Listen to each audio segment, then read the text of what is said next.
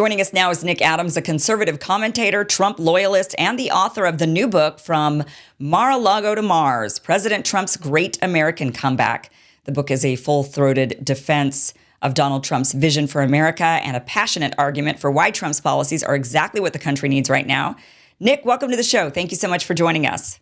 Kim, it's a pleasure to join you and your listeners. All right. So from Mar-a-Lago to Mars, President Trump's Great American Comeback.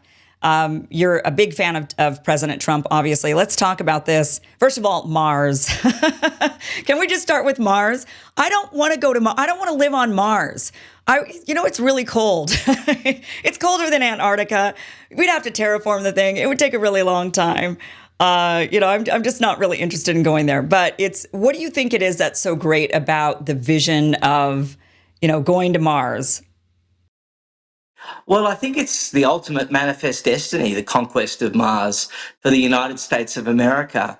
And I put it in the title, Kim, for a couple of different reasons. I was being a little bit cheeky as well. Obviously, it's a reference to the maverick genius called Elon Musk that we've all heard about, that President Trump has very wisely partnered up with to achieve what he wants to do in terms of doging various agencies and things like that. So I thought it was a very clever title, and I think that it kind of speaks to the need for Americans today and in the future to keep dreaming big. Yeah. And of course, the book is about someone that dreams big, Donald Trump.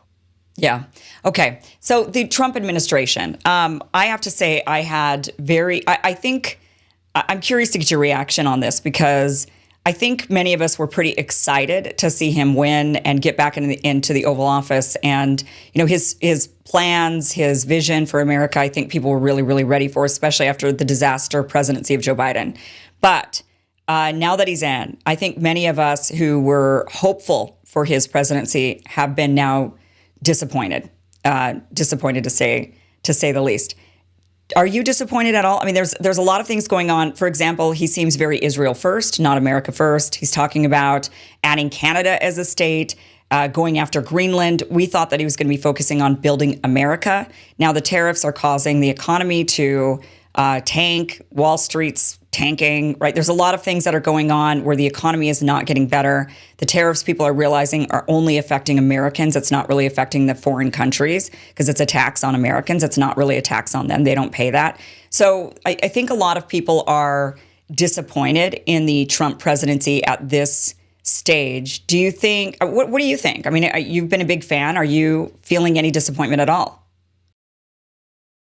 No, not at all. I'm shocked, Kim, that you would.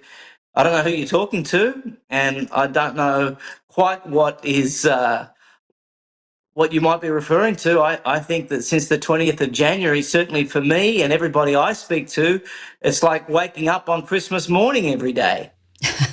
When you compare it to the last 4 years, this is absolutely fabulous. And President Trump is putting America first. He is putting Americans first. Well, what about going to potential war with Iran, expanding the defense budget to $1 trillion? I mean, Americans were looking for the Defense Department to be whittled down. That's a huge, massive amount of money being spent. And now they've announced, it's going to be $1 trillion, and we're starting to look like we're waging war with Iran. That doesn't seem like very America first. What is Iran? There's no reason for America to go to war with Iran.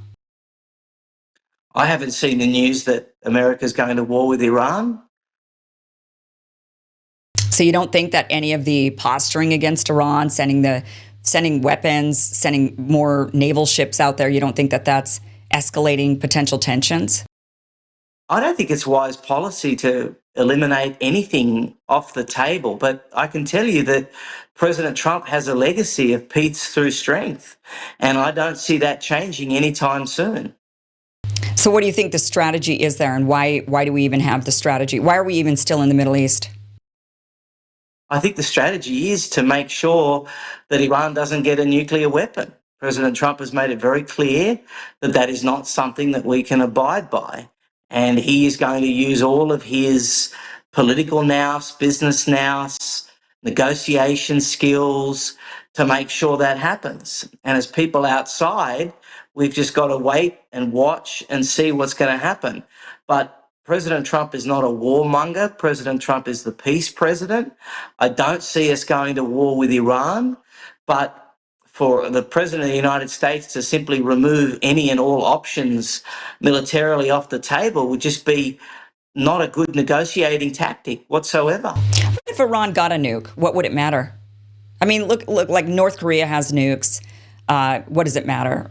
Pakistan, they have nukes. What does it matter? What China has nukes. Russia has nukes. What does it matter? Well, Kim, I don't think that people that swear death to America every day having a nuclear weapon, or another country that does that having a nuclear weapon in any way benefits us or makes us a safer place. Sure, but I don't know if we should wage war over it. I mean, we certainly didn't wage war in North Korea over it. No one is waging war. Well, You seem to know something I don't know. how I would we haven't seen stop any them? evidence. How would we stop them? Well, it's not up to us to stop it, Kim. He's the President of the United States. He won the election in 2024 by a landslide. Really, he won all of the swing states. He's got a mandate. He's the president. He's been president before. In the first 4 years, there were no new wars. That was a record. And now, why would we think that all of a sudden he's going to abandon that? Well, I don't think the mandate was to go to war with Iran. I don't think there was any mandate to increase the I defense. didn't suggest there was a mandate for him to go to war with Iran. Yeah. There was a mandate for him to continue the policies that he had last time. But we're not going to war with Iran. Again, either you have a crystal ball that no one else does, or you know something that I certainly don't know. But I haven't seen any evidence that we're going to war with Iran. Well, there's a lot of people there's definitely a lot. I'm certainly not alone in thinking that there is some posturing against Iran that could certainly lead us into a war with Iran. I mean, and look at what we're doing with Yemen, right? We're bombing Yemen. I don't think he got a mandate to do that. The mandate was to get out of the Middle East. So I think there is some disappointment among, like, I get it. Maybe the people that you're around are a lot, very heavy Trump supporters, which is, a lot of people I'm around are too. I mean, many people have been Trump supporters and are still hopeful that the administration will follow along the mandate that he was given by the American voters. But what it seems like to many who supported him, who voted for him, they're disappointed. They're disappointed that he's bombing Yemen. What do we have to do with Yemen? We don't have even Pete Hegseth when he not Pete Hegseth, I'm sorry, JD Vance in the leaked Signal chats was saying, why are we going to do this exactly? He was hesitating on the bombing. Like, why are we going to bomb Yemen? I mean, I think this kind of goes against the America First ideology when the trade route in that area is like what we only use. We're very, very small in that trade route. We're not really protecting any route for ourselves. It's really for protecting Europe or protecting Israel, or even China actually has more to win. I mean, we helped China by bombing Yemen, because China has more in that trade route than we do. Why are we doing that? Why do you think President Trump's doing that? That seems like it's at the behest of a foreign country and not America First at all. It sounds like you want to be the president, Kim. You seem to know everything better than everybody. Look, I mean, I really don't know what to tell you. I'm not privy to the intelligence that these guys see. I don't think you are either. I trust the President of the United States. I think Donald Trump is the best president that we've ever had, by far, easily. I think this term is better than his last, and I thought his last was pretty damn good. And I have no idea why anybody that claims to be a Trump supporter would be in any way disappointed with President Trump's performance thus far. It's been amazing. It's been sensational. It's incredible. America's enemies are on the back foot. Americans are being put first. And this is a man that has gone through so much, and yet despite it all, he has never, ever wavered in his support of the everyday, average, regular, ordinary American man and woman that have been ignored and abandoned by America's political elite. And I think to suggest that he would be doing things at the behest of other countries is just insulting to a man that we know they've tried to kill twice, that we know of. And then on top of that, impeach twice, They tried to bankrupt him, sued, arrested, convicted, indicted. And you want to tell me now that he's in the Oval Office and he's doing things for other countries and not Americans? It's just a load of, it's just bullshit. Well, I mean, what Democrats did to him that was obviously heinous, terrible. That's why so many people supported Trump. We saw Democrats, be completely against democracy as they claim to be for democracy. I mean, they did everything they possibly could to rip democracy away from the American people. There's no doubt about that. And there's no doubt about Trump being an American hero. The day that he was shot and pumped his fist as blood was, this was epically American. There's no doubt about that. And so many people supported Donald Trump, I think, in spite of Democrats, which is really you want to get the support because of what you have to offer the American people, not in spite of the other side. Because we've had enough of that, right? We've had a lot of Democrats. That's been their playbook this whole time. Vote for us because the other guy's a Nazi. Vote for us because fascism is coming. Vote for us because the end of democracy is near. That's what they've said rather than offering solutions to the American people. That's why so many people have turned away from Democrats. But now Donald Trump is in office. I think a lot of people supported him because the Democrats were against him. But I actually think most people supported Donald Trump because they actually liked his policies. He was offering solutions to the American people rather than just a protest vote against Democrats. But it does appear that once he got into office, that $250 million or billion dollar, how much was it? It was a fortune that was given to him by the Israel lobby, by the pro-Israel lobby, has really seemed to taint some of his judgment and saying things like he's going to take over Gaza. What would be the point of us taking over Gaza? Why would America have any interest in rebuilding, spending billions and billions of dollars, for example, in rebuilding someplace 6,000 miles away or 8,000, however many miles away it is, place that people can't even pinpoint on a map? Why would we spend and build infrastructure there when our infrastructure here in the United States is crumbling? I think that's a question that a lot of Americans are having, those who supported Donald Trump. Well, first of all, Kim, again, I have no idea whether or not there's going to be a Trump Tower in Gaza. I have no idea whether that was more tongue-in-cheek, whether that was something that was thrown out there to upset the people that take themselves a little too seriously, a bit like you and others, or if that's going to be a reality. But if President Trump feels that that would be an improvement to what is currently going on, to have that in American control, then maybe that's something that we need to consider. Let's talk about the Supreme Court. The Supreme Court has now blocked deportations of Venezuelan migrants under the wartime law. So Donald Trump was trying to deport. Now, this one, I would say there's less pushback on Donald Trump by those who are critical of his other policies. Many people want to see these deportations, myself included. I want to see, look, if you're not supposed to be here, if you're an illegal, go. Don't let the door hit you on the way out. You shouldn't be here. You should know better. And you should, look, if I went to a foreign country and I didn't have papers and I was overstaying, I would assume at some point they're probably going to hunt me down and probably kick me out. And I would deserve it. That's just the way it goes. So I don't think very many people are against the actual deportations. However, one thing that the criticism I have of Donald Trump's deportations is the use of this wartime law, using terrorism as the excuse.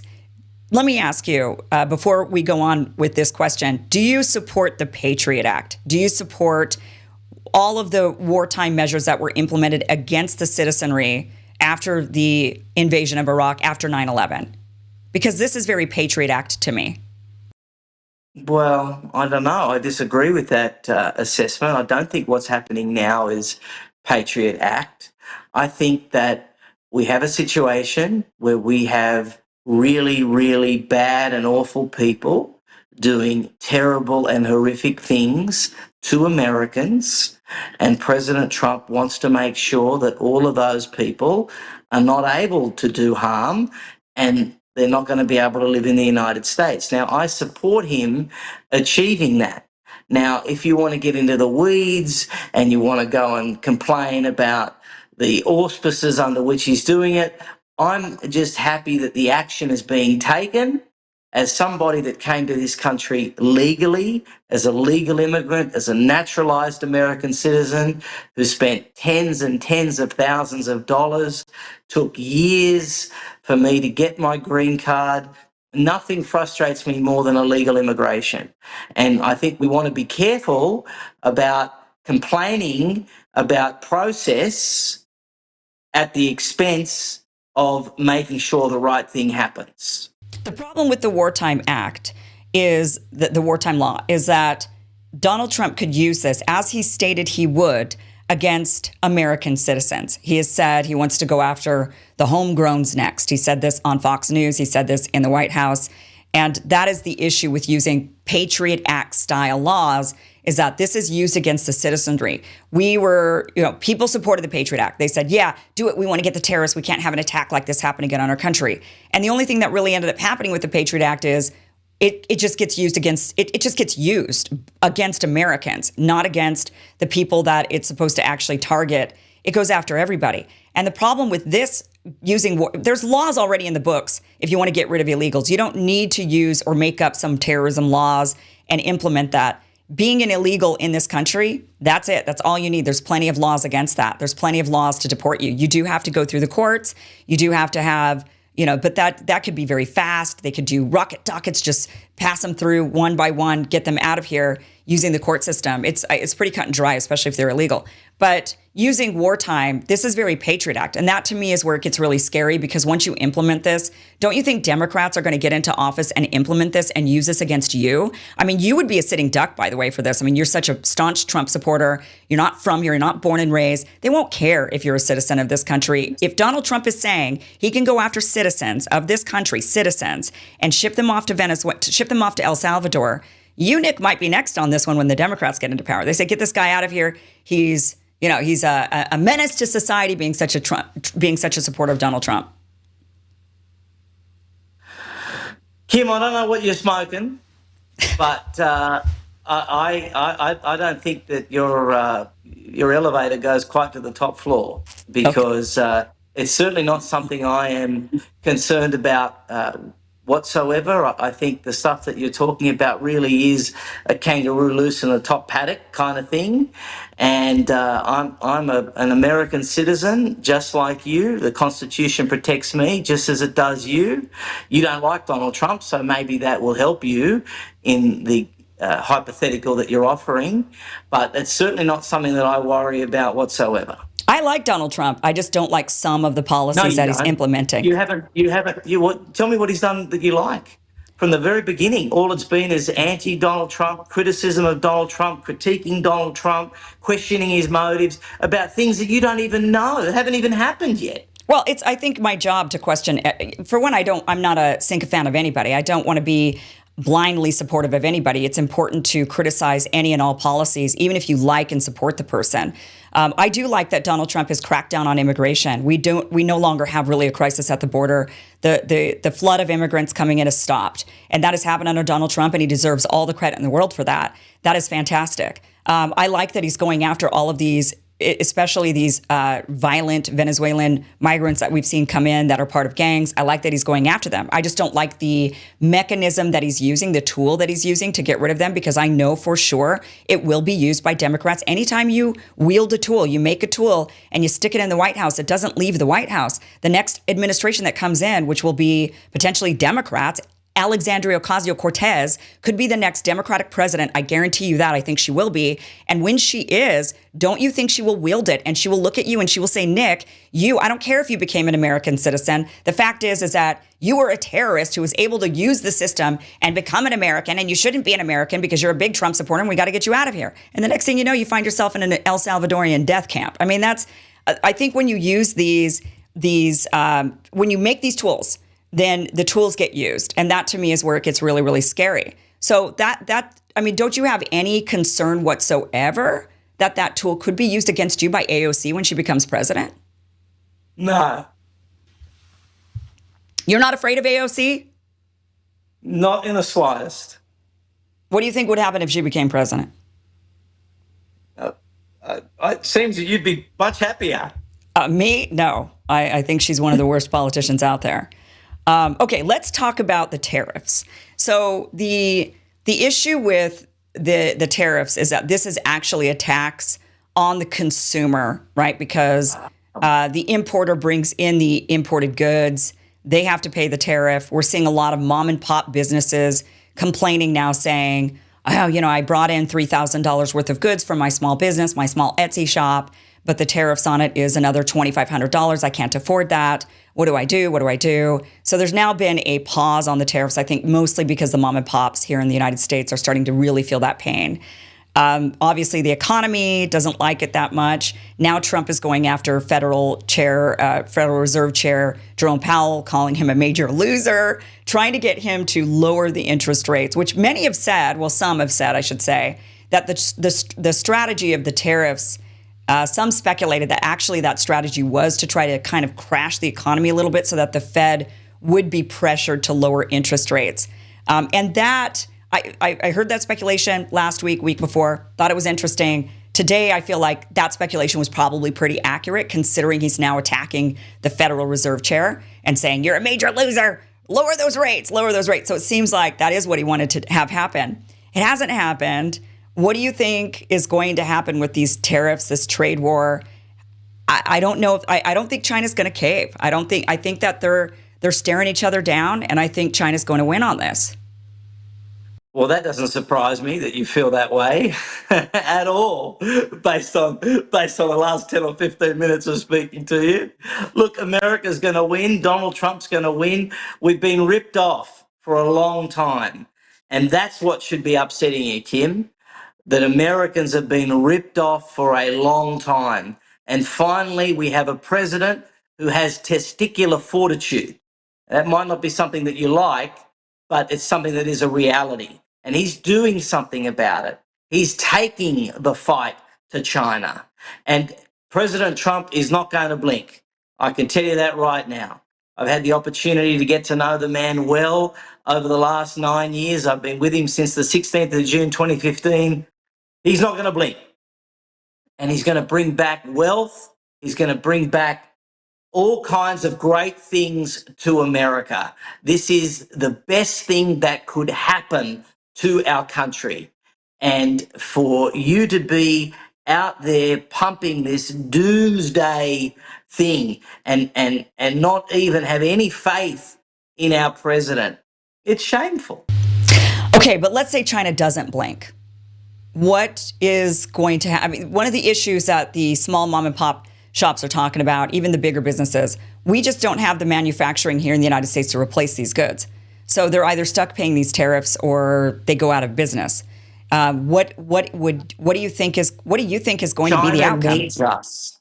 China needs us. We are the largest consumer base in the world. They need us. Xi Jinping went to Laos and he went to a couple of other places the other day. These countries don't have money. He needs the Americans.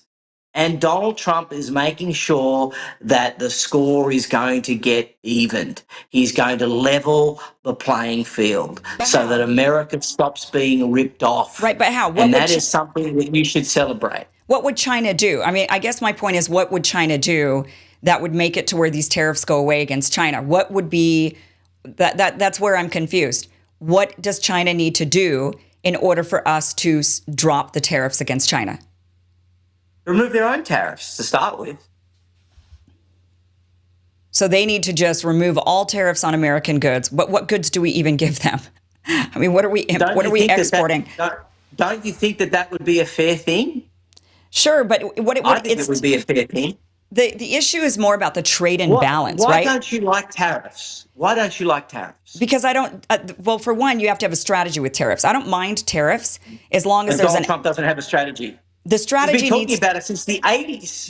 There's got to be two. The strategy behind the tariffs is either to bring back American manufacturing into America, right? That would be That's one. What it's about. It would be to pressure. I don't think it is. I think it's actually about the trade imbalance. That's what he spoke about in his first term heavily, was all about we've got to fix the trade imbalance. It's the trade imbalance, the trade imbalance. So if there's a trade imbalance that he's trying to correct, then there would need to be an exportation of goods coming from America. We just need to ramp up American manufacturing. But how do you do that? I don't know if tariffs is the way, right? You have to actually invest in infrastructure to start manufacturing again. You have to implement that. And then once you have it, then you could start leveling tariffs on everybody and saying, look, and then that way you encourage Americans to buy American. Then other countries want to buy American as well. They see American-made goods coming out of America. And then we say, hey, we want to do you're putting tariffs on our great American products. We don't like that. So I mean, that's when you would do it. But you have to start manufacturing something first. Right now, we're just crushing the American middle class, the small mom and pop businesses. Kim, I can see that there is absolutely no chance of me changing your mind. I've tried to be as objective with you as I can, but I don't see there being any reason why this interview should continue. So thank you very much for your time. Thanks for watching this clip from the full Kim Iverson Show, which you can check out Monday through Friday, 2 p.m. Pacific, 5 p.m. Eastern. The show airs live. It is a 1-hour live show Monday through Friday. Just head to KimIversonShow.com. See you there.